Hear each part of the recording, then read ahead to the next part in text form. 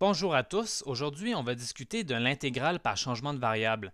On va commencer par étudier une situation problème qui va nous permettre d'introduire des concepts clés. Ensuite, on va s'attarder à l'élément différentiel et à la dérivée d'une composition, ce qui va nous permettre d'arriver à l'étape finale. Et on va ensuite étudier un exemple. Ce vidéo a comme prérequis la connaissance de l'intégrale indéfinie et de la primitive. On sait que l'intégrale de k sinus x est égale à moins k cosinus x plus c, où k et c sont des constantes. Supposons qu'on aimerait calculer l'intégrale de 2 sinus 2x. On voit que la formule de la première ligne ne s'applique pas directement. En effet, on peut voir que le terme qu'il y a dans la parenthèse de sinus n'est pas le même.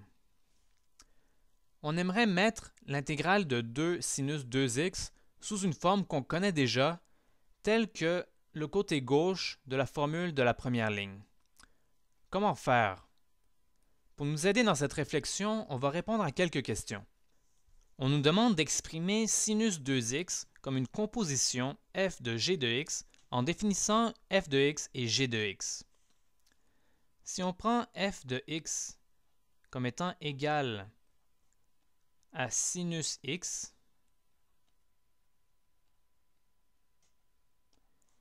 et g de x comme étant égal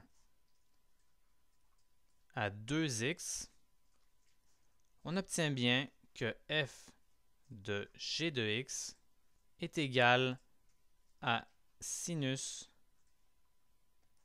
2x. Dans la partie B, on pose soit u égale g de x. La fonction f de u égale sinus u est plus facile à intégrer. Mais quel élément de l'intégrale avons-nous négligé qui dépend de x? Il s'agit de l'élément différentiel dx, qui, dans le changement de variable, va jouer un rôle. Pour nous aider à mieux comprendre le concept d'élément différentiel, on va faire un retour sur le taux de variation. Donc, le taux de variation dans l'intervalle x1, x2 s'écrit delta y sur delta x dans l'intervalle x1, x2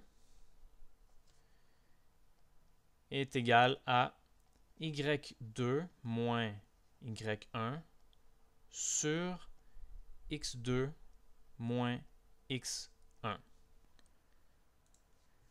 Cette quantité est égale à la pente de la droite D1 qui relie les points x1, y1 et x2, y2.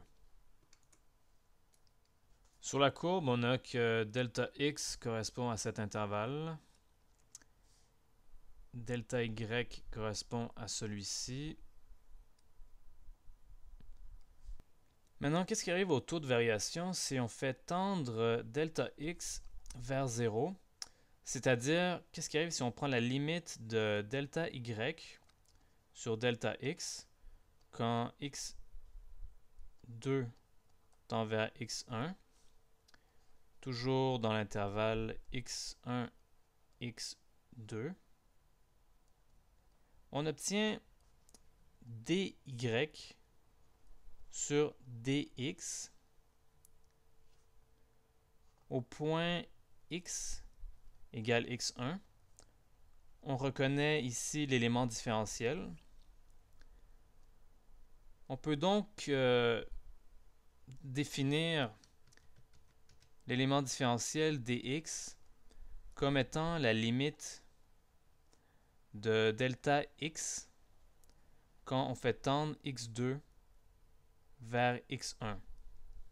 La limite du taux de variation équivaut à la pente de la droite que je dessine ici, qu'on appelle la tangente de la courbe f de x au point x1. dy sur dx, donc cette quantité-ci, peut s'exprimer symboliquement par f' de x1, qui est la dérivée de la courbe f, de la fonction f au point x1, Si on isole maintenant dy, on a que dy est égal à f' de x1 fois dx. Et on reconnaît à droite une quantité de la même forme qu'on a vue au début du vidéo.